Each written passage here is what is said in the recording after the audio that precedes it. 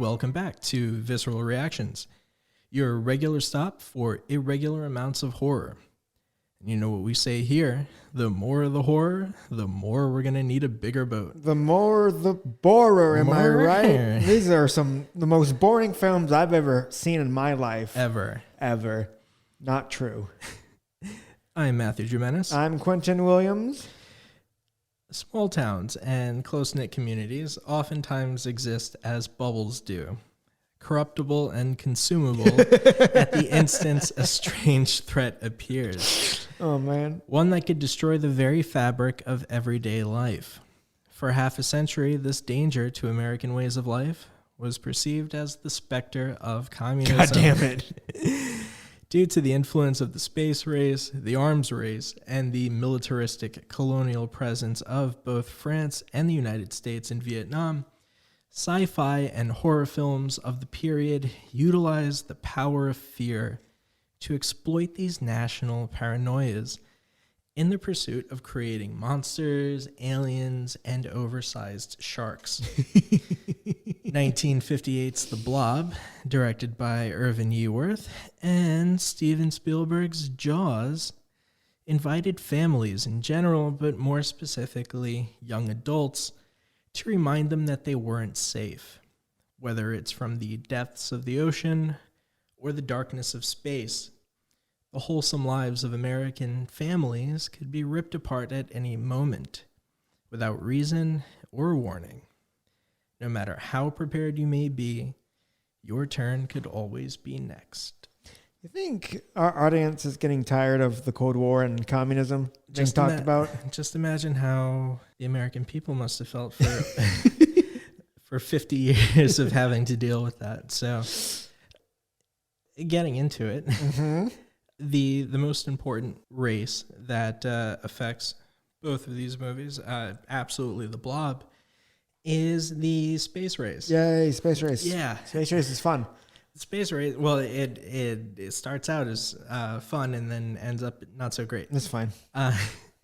So Blob is released in 58, not too long before that. On October 4th, 1957, the world changed when the Soviets launched Sputnik. Good old Sputnik. Sputnik, a 184-pound orb of fear.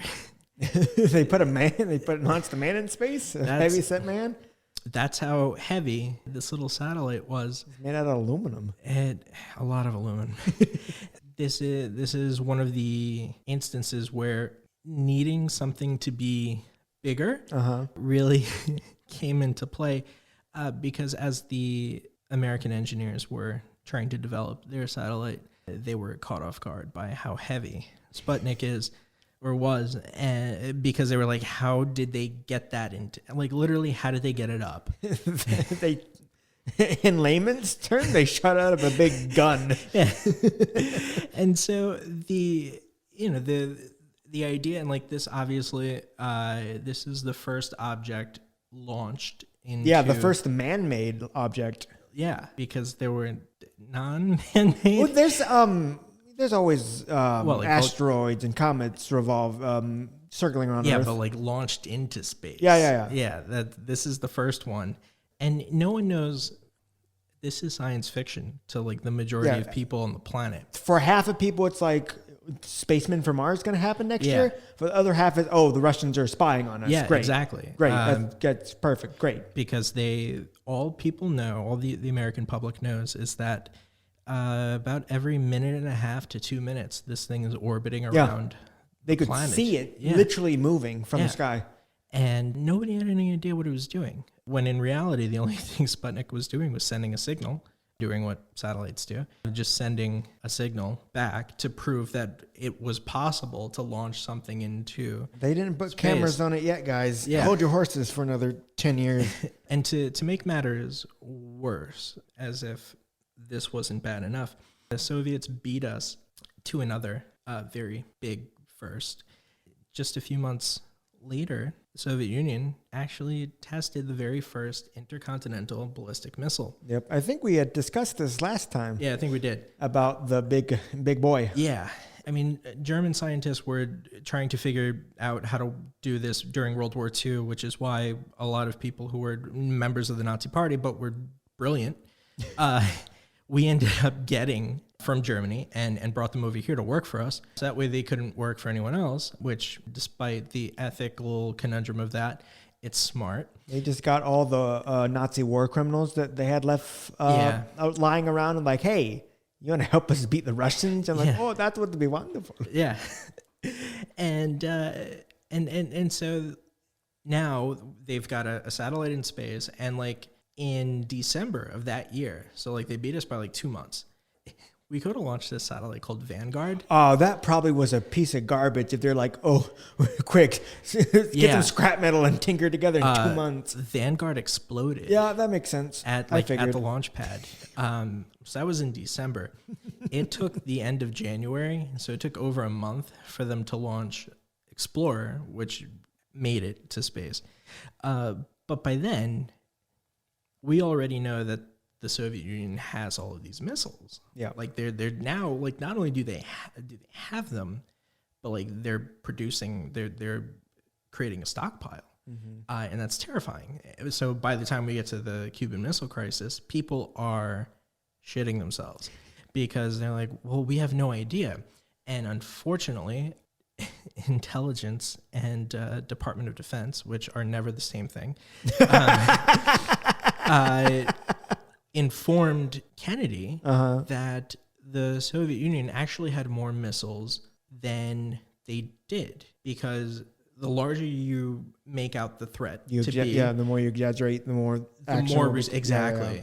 And so the missile gap, was exploited, and so it took pretty much like decades for it to be revealed that the missile gap was actually very small. It was a myth.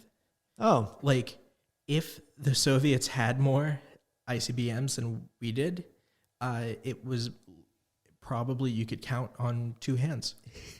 Not a lot. And whereas, like, Kennedy and following presidents. 5 missiles, 50 billion atomic bombs. Yeah, like, exactly. Like, all things that is why the United States has been in debt for the past 50 plus years. Yeah.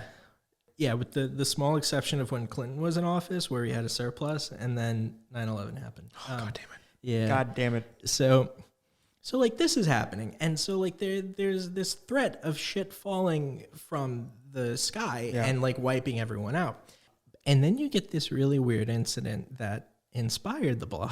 Oh, it's Star Jelly. Star Jelly. And so so we're going back a little bit to 1950. In Pennsylvania, where the Blob takes place, these 4 cops found a 6 foot diameter wide blob, gelatinous blob of star jelly. And what's crazy is that nobody knows where it comes from. I don't think even now we don't know. No. It just appears. We don't even know what it's made out of, what it's from. There's a theory that it's a residue from like meteors and asteroids. There's another theory that like it's this weird combination, this almost like alchemic kind of thing of like frogs from like centuries ago. What? Yeah, I don't know.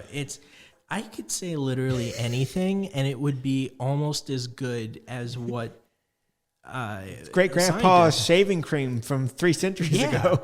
Well, there's actually one theory, or it's like kind of confirmed, that this stuff goes back to like the 14th century, which is wild. Excuse me. Yeah, I don't know. Are they just, you know what they're doing?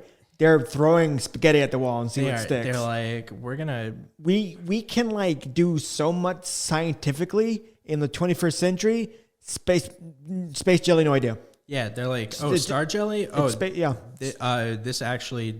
is what killed Jimmy Hoffa.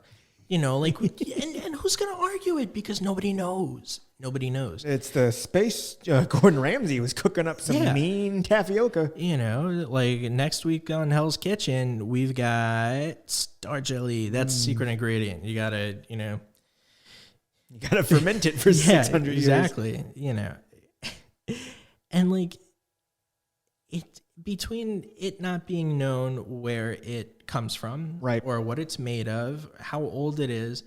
Also, you find anything that is 6 foot wide, that's and big, unidentifiable, yeah, and you're going to be terrified. And so this report ends up being the Blob. Yeah, more or less. And so when you combine this Star Jelly incident, which is bananas that someone can say that, with this decade of juvenile delinquency. Rebels without a cause. Exactly. Now this is like Rebels without a Blob. Oh no. Yeah. We get this really unusual teen movie. I guess you can call it a teen movie. Yeah. Steve McQueen was 28 at the time. Yeah. That's fine. It's Grease 2 rules. Yeah, exactly. The fact that the movie opens on Steve McQueen and what was her name? Andrea? Possibly. I don't know. Sir. I only know Steve McQueen. Yeah. I mean, that's all anyone would. But it opens up on Lover's Lane, and like the two of them are like making out, and then she gets insecure that she's like, I don't know who else you've been with. It's like such a cliche traditional opening for a teen sci-fi horror movie, and this is like one of the things that helped to create that that cliche. And they see something fall out of the sky, and they investigate it, and they see this thing that doesn't look that dissimilar from Sputnik. It's like a small sphere. Yeah. It's like it's glowing. It's got these like little grooves in it. Sputnik had weird things going on like visually, and so it's really not a stretch of the imagination to think that not only was this intentional, but even if it wasn't, that all of these people who paid to see the Blob, and a lot of them did, that they would see that and they'd go, that's like, if not Sputnik, like that's a satellite. Yeah. Yeah. I don't even think they knew what shooting stars really were. I don't, they probably still thought that they were stars or star jelly. Or they thought that, stars are small. Yeah. And here's this thing that like... Not the thing. Not the thing. A thing. A thing. A blob. Luckily for this town, it's a thing and not the thing. No. And they leave it. They try to go get help, and then like it ends up attaching itself to like a Bobo type of person. Hey, he had a house and a dog. Yeah, he was he was actually the first who spotted it. Yeah, they thought it was a shooting star. Yeah,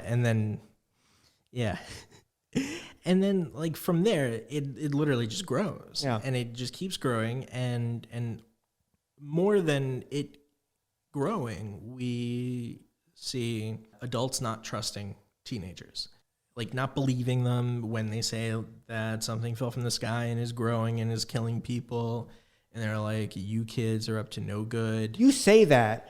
There was only the one sergeant. Everyone else, they were pretty on the down low. They were kind of with it. I guess yes and no. Good old Dave. Dave was with it. Yeah, Dave was cool. The parents were kind of like, if my son says this is the truth, then yeah. It's the daughter, the dad of the girlfriend. Yes, exactly. He's starchy. His primary concern is just keeping. I guess he thinks that hooligan. But and then you have the cop. But like even we always gave him the benefit of the doubt. Yeah, he could have arrested them, I guess. But there's a lot of trying to convince people of what's going on, and like realistically, people don't believe it because it's crazy. Like, why? How could this possibly? Yeah. Like, come on. The production company behind this, American International Pictures, they knew what they were doing. Well, excuse me, not American International Picture inspired this movie by producing a whole bunch of other teen-focused movies. This was one of the imitators. It's a bootleg. Yeah, pretty off. Yeah, no, it's really it's a bandwagon right movie. They saw the teen horror craze, making, pretty decent money. This was before Teen Beach movie. Yeah. And what's hilarious is that before the beach movie craze, there is I think it's Party Beach Monster or a Beach Party Monster. That's I think great. That's it. Yeah. And we have these very obvious, like, B horror movies. Like, even so that it was a good old fashioned double feature. Yeah. Because they paired the Blob with It Came from Outer Space, or The Thing from Outer Space, something like that. I Married a Monster from Outer Space. Monster from Outer Which Space. is even better. And I mean, honestly, like, both of these movies, I mean, just the title alone, like, I Married a Monster from Outer Space, it's showing that, like, the home as a space is corruptible. Like, it's not impenetrable. That a literal threat from outer space or somewhere far away. Yeah, like the Soviet Union. Isn't it interesting that the Blob is red? Oh yeah, that's not the red scare, the red menace. It keeps growing and growing. Yeah, and it's taking over small American towns. My God. Yeah, I mean, like, look at these titles. All right, so, like, these are the movies that came out just a year prior to the Blob and 2 years after the Blob. You can see very much the marketing strategy here. Not very subtle. So the very first one, I Was a Teenage Werewolf. Oh, no. And then I Was a Teenage Frankenstein. Both released the same year, 1957. That's great. Then you've got Blood of Dracula. Oh. So between those three, we have a Hammer horror, right?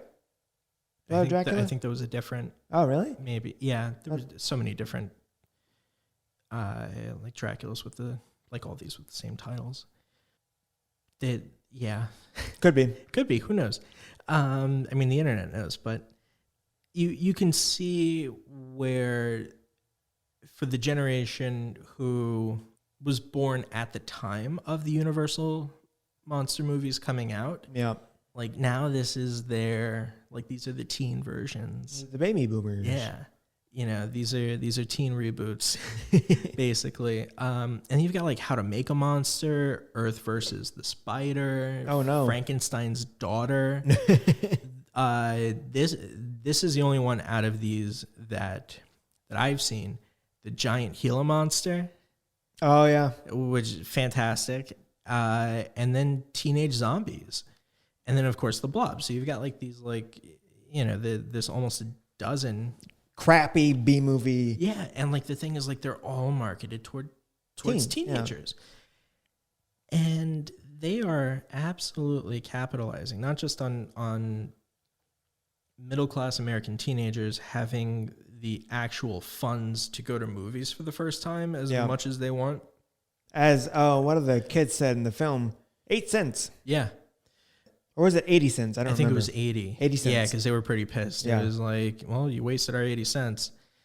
And the idea of teens having cars, like, after the stoppage of car manufacturing during World War II, suddenly there's a boom of cars. And so, like, now, cars are a little bit more affordable. Like, they're being sold differently. Like, they're, now we have, with commercials, like actual commercials, like you can sell them on TV. Because this is the era of the TV. Yeah. And so teens are more mobile. They have more money on them. Yeah, you could really say that during the 50s was the beginning of the era of the teenager. Yeah, absolutely. And with that came the scolding and punishment and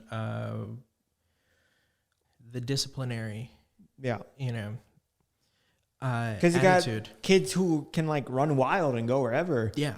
And so, of course, there has to be an adult to say, what are you doing? You can't drive a car backwards. On the wrong side of the road. You're an idiot. There's no one. You could have hit someone that no one was around. Yeah, exactly. You were going 20 miles an hour. You hooligan. Yeah. You slacker. And so, like, similar to what we were talking about with Psycho, that there's this fear that all of these boys are going to grow up to be gay. Yep. And, because they're being coddled. And so, but at the same time, if they lash out or if they go if their behavior goes unchecked, then they're also going to end up some kind of like social pervert or whatever. We have throughout this movie numerous scenes of chastising. Mm-hmm.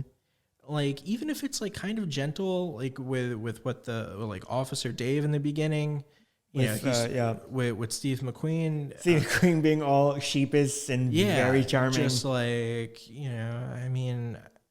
what, like driving down the wrong side? Driving backwards? No. Like, why would I ever do that? And you have these little moments of rebelliousness where a teen is openly lying to a cop, and like that's a big deal. Like, this might not be the wild one or rebel without a cause, but it's still got that. It's been tamed a little bit, but it's still there. It's like, okay, driving a motorcycle with like leather jackets or being the whole loner type, gets you killed, as it did with James Dean. So it's like by the end of the 50s, we have this much more subdued rebellion. Could you call it cool? Yeah. Like the king of cool? Yeah. It's this new way of just not being an absolute dork. Yeah. and I don't know. Steve McQueen, he's kind of dorky, but he's likable. He is. He's charismatic. He's got a girlfriend and a car, which are two things that separate him from the real dorks of his high school, which we never see because we only see the cooler kids who are tough and do drag racing. Those kids are awesome because it starts out with them doing a dumb race, but after they're like, hey, what happened, man? Where'd you go? Talking about Officer Dave. They became really cool with him really instantly, and that's great. That's great to see. Yeah, like they weren't dicks to them for the entire movie. No, and it wasn't. That's something an '80s movie would do. Yes. The main supposed antagonist, Tony, would be a jerk the entire movie, and then at the very end, he would be like, "Well, I guess I'll help you save the town from the Blob, or he gets killed." Yeah, don't expect anything, But no, it's like just right away after a small confrontation, they're all buddies, and they ride or die with him. Yeah, it's almost like the camaraderie that they have is not really not that dissimilar that like little boys have. Yeah, I mean, they are kind of still little boys. They're 17. Yeah. 28, 17. Yeah, but it's really like that. That's a nice thing to see of the film. Clearly, and thankfully, spend so much time showing the dynamic of parent and child, or child or individual and law. It's really positive. It is. Despite, Officer Crabapple. Yeah. Despite him, like, all of it's presented. But even him, we know why he's fucked up. Because he was in the war. Always blame it on the war. I mean, he's got shell shock. He really, he's got, let's see, shell shock in World War I. World War II, it would be battle fatigue. Okay. And then Vietnam would be PTSD, and then now, I think it's still PTSD. Yeah. Yeah, it's like it's real, like it's gotten lightened over the course of the century. Yeah. Which is made it easier for the American public and most importantly the American government to get away from dealing with the problem. Like if you have a bunch of kids coming back and they have shell shock, you're gonna be like, shit, we got to take care of this. But if they have PTSD, take care in quotations. Yeah, but if they have PTSD or battle fatigue, it's like, oh, you have battle fatigue. Well, I guess you can just rest in a VA, as opposed to, oh, you need treatment. Well, regardless, no one's getting treatment. Yeah, no, exactly. But yeah, so anyway, there's this really great thing, and I think after rewatching it, this made a lot more sense of like why the Blob is not in it. Yeah, so we should iterate. We haven't seen this film in at least a decade, more than a decade. Yeah. I swear to God, and I was telling you this earlier in the day, I swear I saw this in black and white. Maybe if any of you out there have seen it in black and white, let us know. I need to know, because this may be just a big case of the Mandela effect, but I swear I saw this movie in black and white. And I could be entirely wrong, because like, or your TV was broken. Maybe my TV was broken. I think it was a flat screen. I don't know. Who knows? So, but it's an old, like 2010 flat screen. Yeah, it was not flat. But seeing like the flashy, colorful intro with that catchy theme music, this makes you want to cut a jig. Exactly. Maybe I'm misremembering things, but I swear, watching it on that TV, like I was probably on Encore or something. That sucker was in black and white. Anything can happen. The movie theater scene made me realize what all of this was doing, because I mean, so many of these sci-fi movies, especially, like not even horror, because I think it's more sci-fi than horror. They kind of, at this point in the 50s, they kind of go hand in hand. You would see the monster a lot more, but the Blob is it's just always growing in the back. This is going back to the idea of budget issues. Yeah. Because this is only filmed with like $100,000. I mean, it works. Yeah. Don't get me wrong, it works. The Blob's pretty effective. Yeah.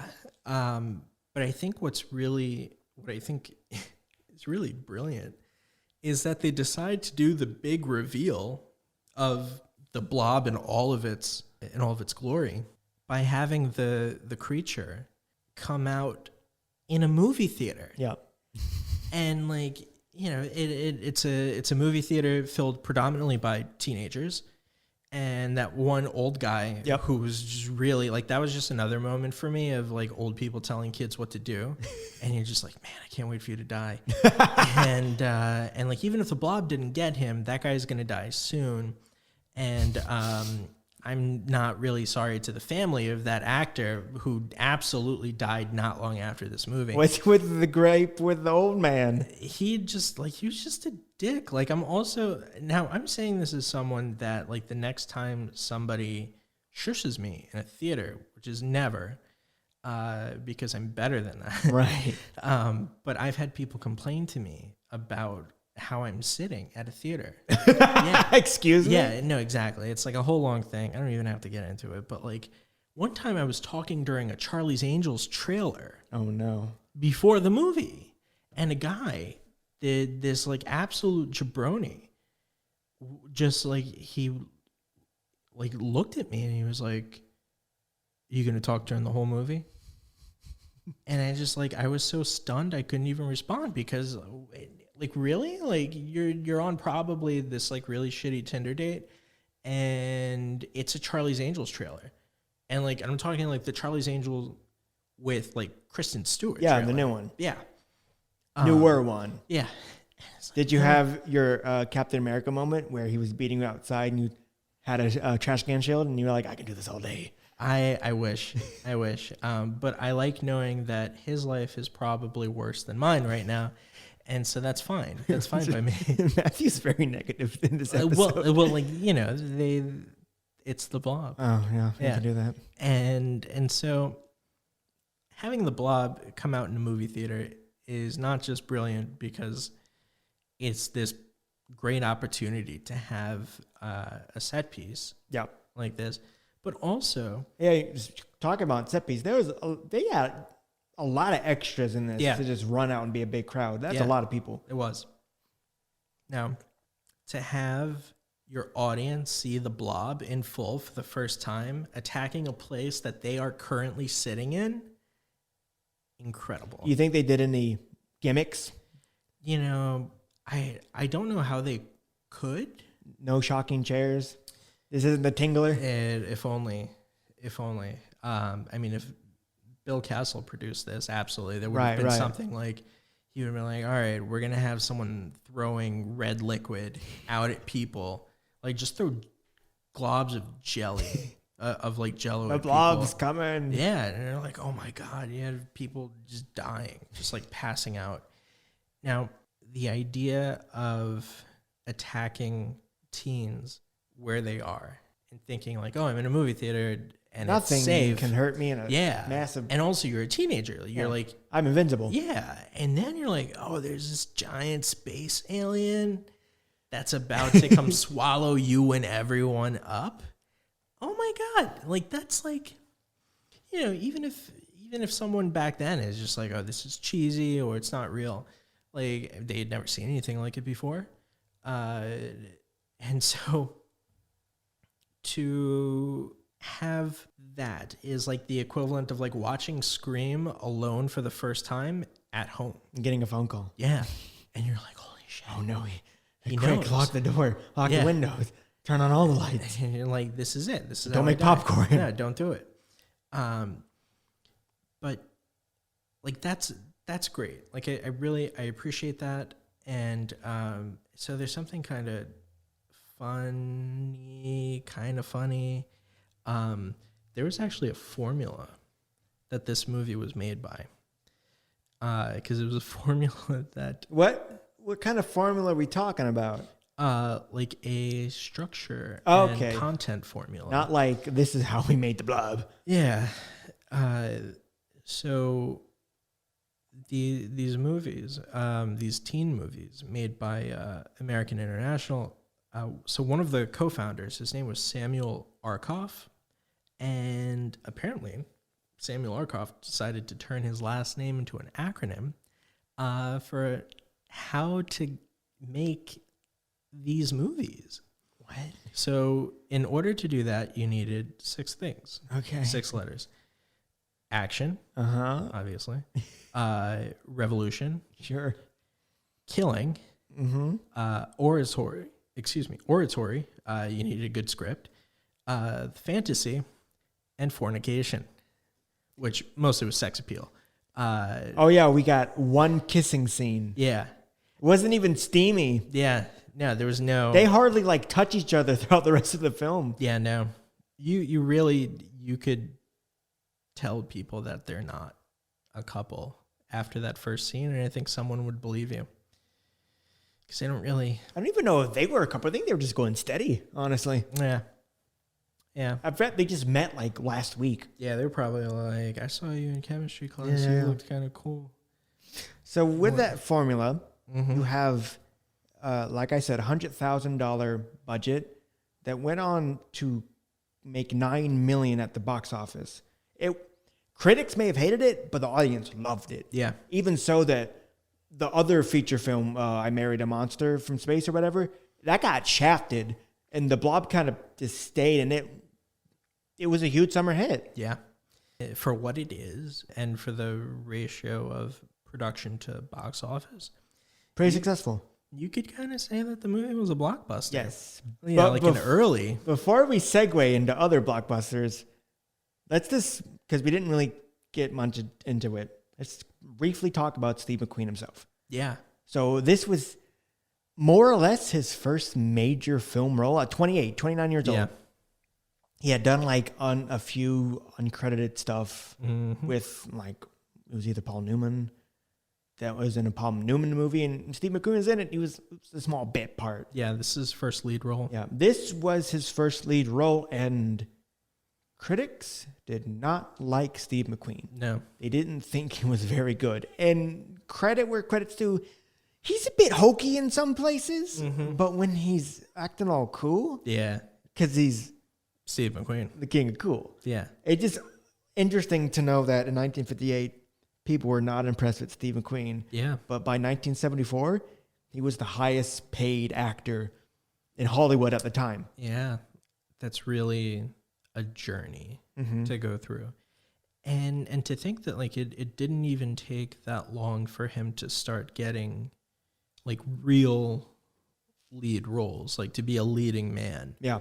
Because the Cincinnati Kid, I think, is 1961.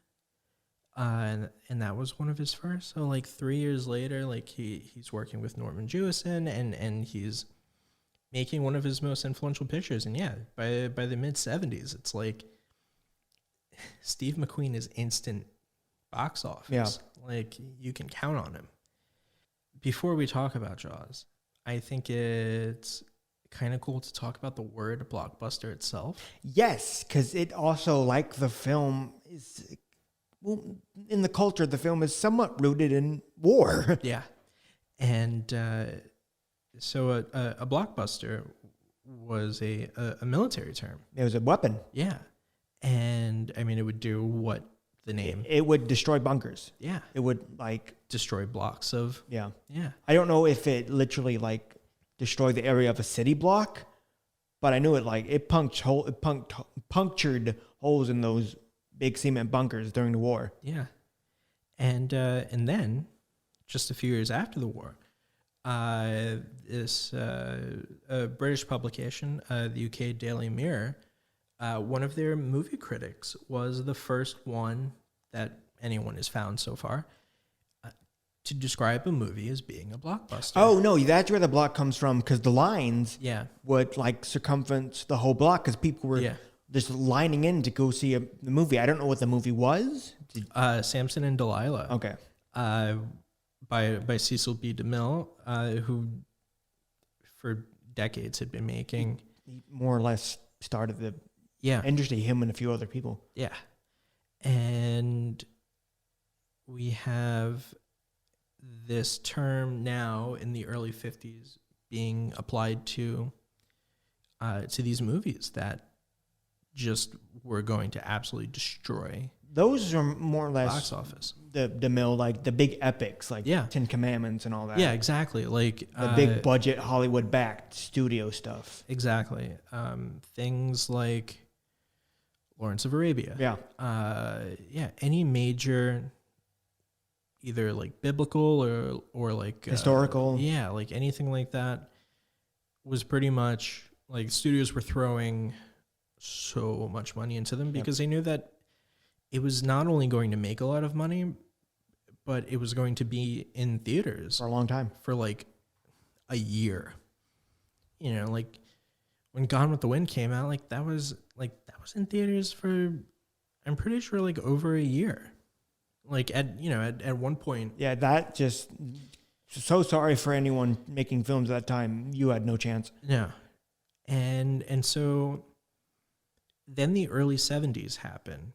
With the big Hollywood shift. Yeah, and we get two movies in particular, before we even get to Jaws, that just really change how everything is done. And the first one is not one that we've talked about a lot over the course of these episodes, but The Godfather. Yep. Aside from being The Godfather. When Paramount goes to release The Godfather in 1972, they do something that nobody did. So prior to this time, you would take a movie and release it in a couple of major cities. So obviously New York and Los Angeles. Right. And it would be there for a very long time. And then you would take the movies and kind of go to like secondary markets. So bigger cities, Chicago. Yeah, exactly. Then they would get it and it would like trickle down to like the local. Exactly. So by the time a small town would get it, it has probably been out for months. Right. You know, but the strategy is that by the time it's released in the small towns, there's been enough writing about it in newspapers to where people who don't necessarily have the money to just flippantly go to the movies. You just read about it. Well, now they've heard so much great things about it. Now they're like, oh, I have to go see this. Oh, they're like convinced. Like, yeah. As opposed word to of mouth, now, kind of like massive word of mouth campaigning. Whereas like now with social media, like you could, pretty much everyone, with the exception of smaller releases, like everyone's getting the same movie at the same time. Yeah. But if you're like, I don't really know if I want to see that yet, you can like give it a weekend, see what your friends say, or see what people whose opinions you trust have to say, and then you go and do that. And it's like that process just took place over weeks or months. Mm-hmm. But then The Godfather changed that. Paramount decided to release The Godfather in a couple of hundred theaters at the same time. Wow. And nobody had done that. And they were like, are you fucking kidding me? But the result was that it ended up being one of the 3 highest grossing movies of all time at that point. It was like Sound of Music, Gone with the Wind, and The Godfather.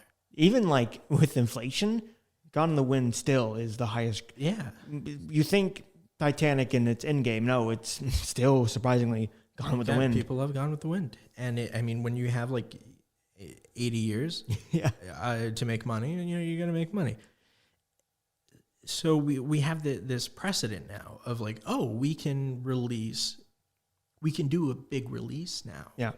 And this is a 3-hour movie of people mostly talking, and it made this much money. So the following year, when The Exorcist comes out, oh, we're talking about it again. And Warner Brothers follows that strategy, it becomes one of the highest grossing films of all time. Because they learned from The Godfather that you can take a rated R film, or a adult mature, yeah, and you could push it, and people they'll take it. Yeah, they'll want it. Like especially with like a reputation, again because of this media strategy of taking the roadshow format of traveling films throughout the country. You can then say like, well, what's going to happen if we just give it to everyone at the same time? And the result is that you make a couple of $100 million, $1 bajillion, just all of the money. By the time, it's the quote from the Jaws, before they knew what was missing, before they knew what they were missing out on. Yeah. Then we get to 1975, and then we get Jaws. Similar to the way that advancements in technology have gotten bigger, but also shorter in distance, like temporally speaking, from the last like groundbreaking thing. Yeah. That begins to happen with big movies, with blockbusters, because by this point, the shortest time that it took for a film to eclipse the previous highest grossing film, it took over a year for The Godfather to make more than Sound of Music.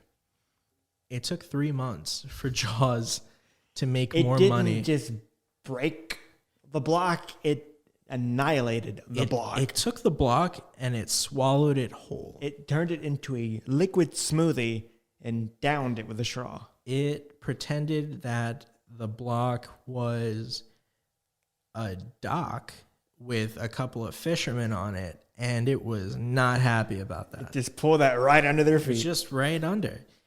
I mean, the only way to think of what Jaws did now, you'd have to look at these Marvel movies. Yeah. And what's kind of funny is that, the benchmarks that these Marvel movies hit, like 30, 40 years ago, it would have been the highest grossing movie of all time. Like, we're talking like, even without Endgame, all of these like close to, especially taking worldwide into consideration, like, these movies are like close to $1 billion.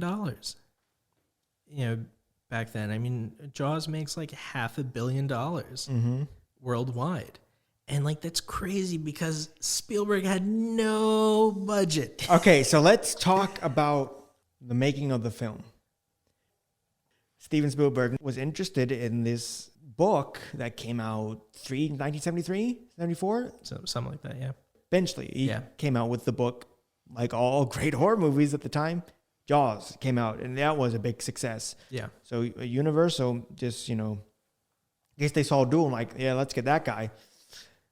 Give him $9 million. A minuscule, tiny budget to make a film for the first time really was shot on the ocean. Yeah. And you had to have a giant mechanical shark, which, yes, let's get it all out of the way because everyone knows the shark didn't work. You had, they started with 3, and then they ended up with 1. And then the 1 didn't really cooperate all the time. Yes, yes, we know. The shark looks fake. Sometimes, other times, it looks pretty impressive. Yeah. Like the Blob. Exactly. But you have this film that was just so stressful to work on. It was over budget, over scheduled. Spielberg was like convinced that, all right, I just started out and this is going to end my career. I better start looking for other jobs. All this heartache, all this ulcer-inducing, just stressful months of shooting in Martha's Vineyard. But then you get John Williams. And he has made wonderful scores. But this is probably his best one. Like, it's not even like just the da-da-da-da. It's everything else. Yeah. It's so, I can't... Listen. It's as iconic as the score for Psycho. I gotta just pull the plug right now about Jaws. Jaws is my favorite movie of all time. I genuinely 100 hardly believe that it is the greatest movie ever made. Greater than Godfather. I think it's the best film ever made. So, I'm going to restrain myself from talking about this for 5 hours because I can. I could talk to you bit by bit. I've seen this movie more times than I've been alive. I watched it twice this year, once for this. I love this movie to bits. I know what happens, and every time it still makes me laugh at certain points. It still makes me grin, big old stupid grin.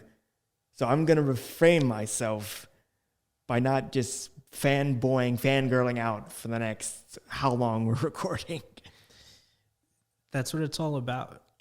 That's that kind of energy for something, I think, is something that... And no other films made me feel as passionate. I mean, Jaws is Jaws. There's nothing like it. It's terrifying. It's funny. It's endlessly quotable, and it's epic. Yeah, it really is. It's epic for about a shark you barely see, and the majority of the film's about people in their mid to late 30s and 40s talking. Yeah, but when you have Robert Shaw and Roy Scheider and Richard Dreyfuss playing 3 completely could not be more dissimilar to one another. It's perfect. The combination of these 3 men is absolutely perfect, and each of them, the moments where they really bond. Even when they don't, they work so well off of each other in a dynamic I don't think I've ever seen after. I don't really. It's especially for 3 characters who are not related, and don't have to be close to one another, and that even have a bit of antagonism built into it, because I mean these three men shouldn't get along. They're from completely different backgrounds, completely different lives. Brody is just trying to do his job. He was a New York cop, moved over to... He's inconvenienced by this whole thing, but at the same time, he's inconvenienced by the hunt and wants to focus more on the protection. Yeah. And then Hooper is just... Hooper. He wants to study this thing because this thing is an anomaly. He's he's from big money. He has a high educated background. Yeah, and then you have goddamn Ernest Hemingway over here. Yeah, and then you've got Quint, who, hand on my heart, I think is like the best film character ever. Robert Shaw should have received an Academy Award for this film.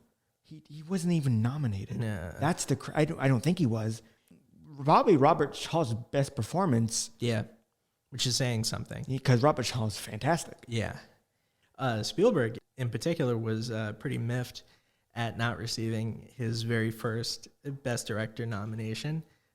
Which I like this. I don't know. Of all the Oscar snubs, and people talk about Oscar snubs, John just got shafted. Yeah. I don't know if critics knew what to do. But that's the thing. Critics, audiences, everyone loved this film. But as far as the 5 Best Picture nominees that year, definitely speaks to the strength of the year without even needing to consider anything else, even though there are plenty. So in addition to Jaws, you've got Nashville, Dog Day Afternoon, Barry Lyndon, and One Flew Over the Cuckoo's Nest. But Spielberg's director nomination went to Federico Fellini for Amarcord. He was even quoted as saying, like afterwards when he found it, was like, they gave my nomination to Fellini. But he didn't have long to get his first nomination because Close Encounters was 2 years later. Probably. At the time, Nobody Kid goes on to become arguably the greatest film director of all time. Yeah. Which is, I guess that's how most of them start out. So I guess not too surprising. But this is like during like the shift of Hollywood too. This era of now blockbusters coming about. Jaws really changed very similar to The Exorcist. It was like, we can make the horror big, but as long as it's well made, should get some traction with audiences. Jaws sitting atop the best, the highest grossing list. That didn't last long either. Nope. 1977. George Lucas decides to release good old buddy to Steven Spielberg. He's like, I'm gonna make a space movie, a space opera. And Spielberg sent him a letter. Yeah, he sent him the letter, and it's like one of the funniest, like one of the coolest things I think anyone. Very humbling. Yeah, of R2-D2 fishing. Fishing Jaws out of the water, and him just congratulating his, one of his best friends for breaking the record. But something like Star Wars wouldn't exist if it weren't for Jaws. Like the approach to releasing something, in 75, Roy Scheider, Robert Shaw, and Richard Dreyfuss are not the biggest names. No. Working. Steven Spielberg is absolutely this is someone who directed episodes of Night Gallery and then did Duel for TV and had just released the Sugarland Express with Goldie Hawn. There was no reason that he should have just jumped into the water like this. But he does. And he makes what is inarguably one of the scariest movies ever made, because I don't know how many people don't swim to this day. Because of Jaws.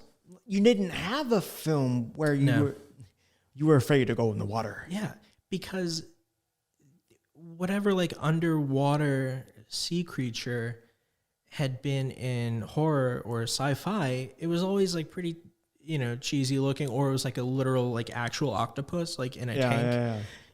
But this was the first time where a tangibly massive thing you could see. And exists. Yes.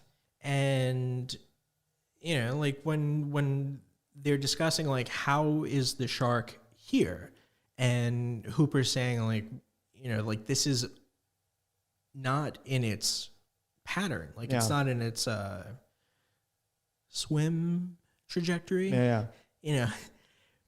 Not that it's impossible, but that it's not.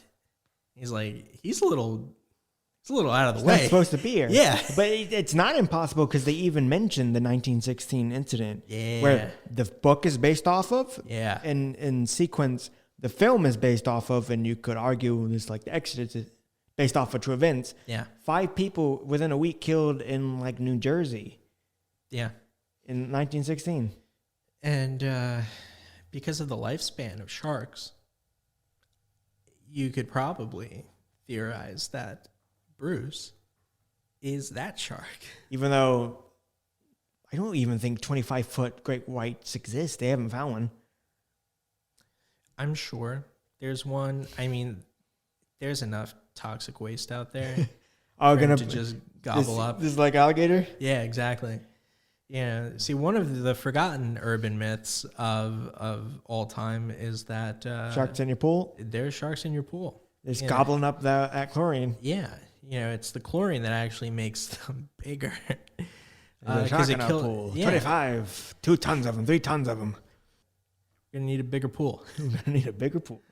And this film about hunting for a shark and town's response or non-response to dealing with the shark. Very much in the era, very eerily similar, almost to like a collar grabbing, like, wow, this is like COVID response. Yeah. We can't close the beach. It's 4th of July.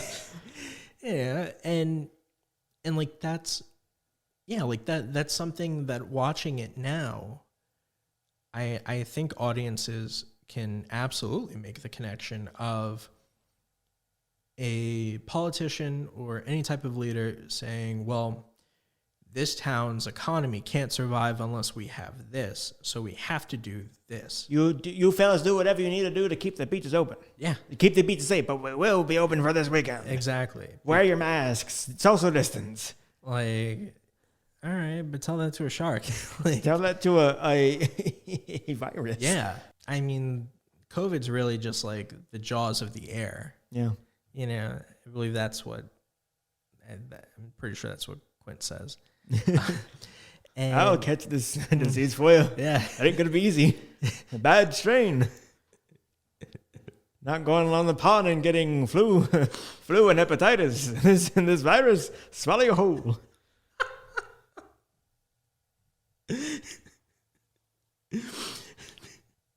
And so there's Amity. Right? Amity Island. Yeah, Amity Island, which is Martha's Vineyard. Yes, the happiest place on earth. Yeah. Amity, as you know, means friendship. Exactly. And I've been to Martha's Vineyard when I was a kid. Is it pretty? I went in November, so like Not pretty. it was great. Martha's Vineyard, not vineyarding right now. Yeah, I saw there was a whale. That's Yeah. awesome. Yeah. Was was it a shark? it a orca? No, that would be cool. Maybe because I have Jaws 2 in the mind because there was that orca whale that got washed up. No, this was just it was something. I saw a flipper. I don't cool. know. I could be misremembering the entire thing, and it was just sadness. And I'm just like, man, I wish that there was a whale. But the idea that the 4th of July is essential for this town's economy, and that the 4th of July is when the most people are going to be there. Yeah. And it's like, oh, you just invited a shark to a buffet. Yeah. And surprisingly, only one person dies. During the 4th of July? Yeah. It's the row guys like, hey, guys with the sheet in the hole, make it fast. Yeah. Hey, you guys okay over there? And then the shark just goes, no. No. It's before that the Kids with the fake fin. Quinton child dies, right? Yeah, Alex Kittner. Yeah, that was Kittner. like, yeah, he was the second victim. Yeah. Besides Christy Walken. See, Yeah. I know the film so much because I'm naming the victims by name, for God's sakes. I mean, just what a hell of a way to open with. Like, the film starts and it automatically tells you everything you need to know. When you hear that music, Brucey's a coming. Jaws is a coming. In really perfect horror fashion, the music tells you when you need to get it together. Yeah. Because you're about to.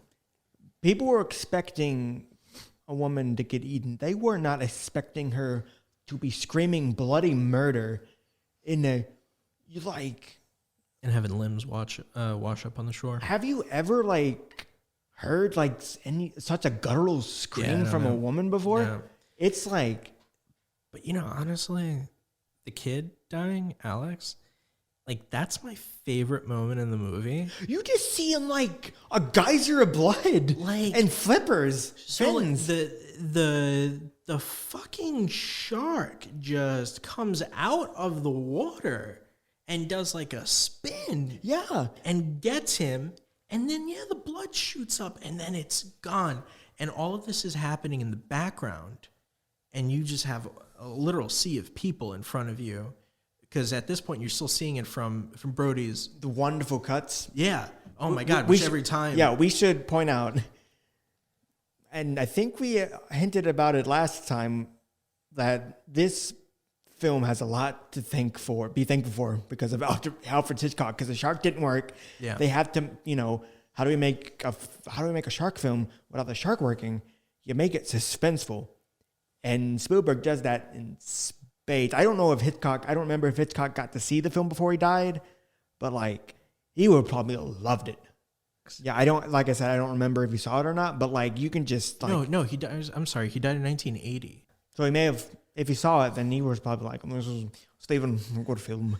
But like, yeah, just you can see it automatically with like the cuts of the camera between the ocean and Brody every time someone like walks past the camera. Yeah. Then by the time Alex gets got, that amazing dolly zoom. Yeah.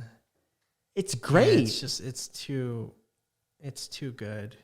How else do you describe it as like anything other than just like fun, like actual, like it's fun because when you watch it, you're happy. Like who watches this and they're miserable? No, I had a smile. Like, yes, does a that? kid gets died and for the people, but like it's just such darn good filmmaking. Man. And just I'm telling you, like the kid getting eaten, like it's so like any other movie. no kids don't die in films. Yeah. They don't. And like that's, just like with the Blob, like this is a family movie in the sense that it's about families. Like it's about a community that is in danger. The most American day of the year is a day that in this community you're supposed to be able to express that freedom, Go with your family. go vacation, be on the beach, go in the ocean, like spend days outside. And then there's a shark that's threatening that by making you afraid to even step foot on the beach. Yeah. And it's like that, like nothing is sacred anymore. That's how Jaws is doing the same thing that the Blob is doing, and how Jaws is just as political as some of the other very politically natured films that are coming out the same year.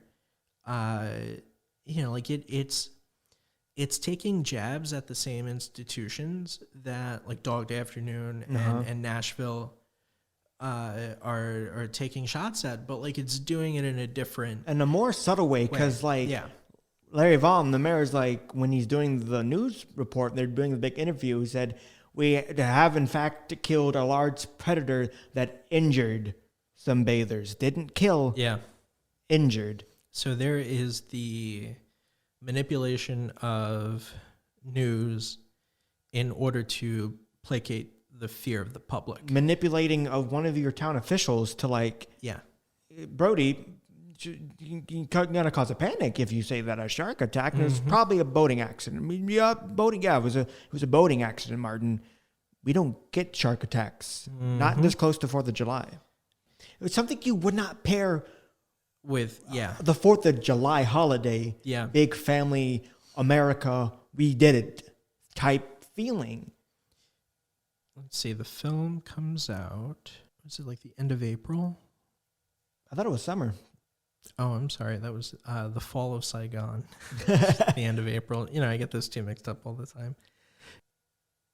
That's another thing that it's doing. Like, releasing it during the summer when people are going to be going to like to the beach. Yeah, like if you release Jaws in December, it does not have the same effect. June 20th. June 20th. Okay.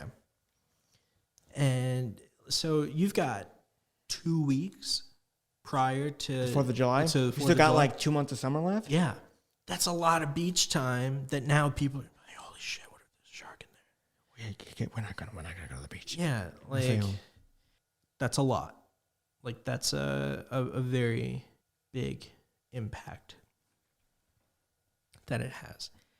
If it's not for Jaws, then who knows what we don't get. Without Jaws, we wouldn't have all the great summer blockbusters that Steven Spielberg would end up doing. Yeah. The kind of formula or the treatment of monsters, it's very fascinating to see how it carries out throughout the rest of... Yeah. Because really, like, even like mid-70s, they weren't doing monster movies anymore. Like, that died out, I would say, even in the 50s. You didn't get a lot in the 60s. No. It really just fizzled. Probably Blob was one of the last ones. I could be completely wrong. But you get like all the Jason and the Argonaut stuff like that. Like just a creature feature like Blob or Jaws. It happens more now because there's been a resurgence in the last few decades or whatever. But like, you got like Lake Placid and all that. But even like, they don't do it anymore. No. Which is really funny considering that the technology could create a shark that looks real. Yeah. You didn't have to rely on even like probably faker looking CG. But then that takes away from the less that we see it, the more that it's scary. Yeah. I guess that's one of the things that like the beginning of Lake Placid does, where like you don't really see the alligator too much until it takes down a goddamn helicopter. Yeah, exactly. That's something like it's a lesson that we see in Alien. Yep. That we don't see in the rest of the Alien movies. Like it's amazing that those two films alone, where you have the creature in the dark or like from its perspective. Yeah. The fact that more things don't copy that and instead decide to copy showing it outright. Yeah. And it's like, wait, like you could do what Jaws did and you could make $500 million. With a $9 million budget? Yeah, and that would be even more with like today's money. Yeah, I think like there's this whole thing with like less is more, and it's proven to be successful, and just like show them people want to see the big monster. Yeah. No, we don't want to see the big monster. We want to see the build up. Mm-hmm. We want to see little snippets, and then at the right opportune time, show it, like Jaws does. Like there's a reason why not seeing as much of the shark as we do until the very end, like why that's so effective, because you've got us bought for 2 hours wanting to see what the shark looks like. And we've gotten brief glimpses, but it wasn't until like Brody's like, yeah, slowhead, come on and slop some of this shit. And he throws the bait. Oh my God. And then the head comes up and like... that is because so perfect. There's no music. There's nothing to ever... It's terrifying. There's no build up. And it's so close. Yeah. And he just comes up. Yeah. And Brody shits his pants. Yep. It's just... I'm going to need a bigger diaper. I'm going to need bigger pants. And you even got like the scene before that with like the fishing pole. Just the small... Mm-hmm. And like, oh, something's coming, and like, Quinton knows it, and like, there was literally nothing was shown. It was just them with the fishing pole, and that's it. That's masterful. Like just knowing that the shark is there in the water. It's the same thing with the barrels. Yeah. Oh my God, I love that. Yeah. That's all just you seeing see. just one by one by one. And it moving like Yeah. you don't Yeah. you don't need to show the big monster all the time. If you can like fake that it's there with using incredibly genius gimmicks. Yeah. Well, I mean, look at the way that Spielberg does that with the T-Rex in the first Jurassic Park. It's not until Dr. Grant is trying to attract its attention to get her to run away. Yeah. That you see the full T-Rex. But before that, during the scary part where the thing is crashing through the Jeep, Yeah. you're only seeing its head. You see some of its legs, tails. You have that wonderful bit. Well, you do see a lot of it when it massively cuts from the animatronic animatronic T-Rex, then the CG T-Rex walking towards the Jeep. Yeah. And because it's at night and because it's raining, you can barely even tell. Yeah. And that's why Jurassic Park's CGI looks good today, and things that were released like 3 years ago, not too much. The Velociraptors are starting to feel a bit dated. Like when in the kitchen scene, that's about it. Like when they first open the door. Yeah. But that's really it. Yeah. Even if more people didn't copy that lesson, I'm just very thankful that Spielberg himself never lost sight of that. That is... And I bet in his mind, like, oh, I'm taking a big gamble on this because the shark's not working. What do? I'll show it without showing it. Yeah. And like people are either going to love it or hate it. I'm either going to wake up with like work to do for the next 50 years or like I'm done. And thankfully, not done at all. This one at the time, no one knew, little summer shark movie would just like put a man on the map of Hollywood forever. Yeah. It's magical. It's that term, lightning in the bottle. Yeah. I don't know if anyone could replicate not just the film, but like the experience. And like other directors' success of being unknown than you have this. I mean, I'm firmly of the belief that if you ask two people to name what their top 5 Spielberg movies are, be Jaws. No two people will have the same top 5, and you can't do a top 5 without leaving off something that is on many other people's top 5. Right. Like it's just not like you can't do it. Like it's literally impossible to pick just 5 of his movies, and then you're looking at what's left and you're like, I can't believe that. Like you could have someone else's top 5 not even be in yours. Mm-hmm. Whereas like there are plenty of filmmakers who there's at least going to be a couple that like everyone has in common, or like most people have in common. But because he has so many just masterworks. Different genres. Yeah, all over. Yeah, exactly. Like that's the thing. Like, there are some people who like, don't care for more like historical dramas or whatever. But they love all of his like action adventure stuff. I can't or like vice versa.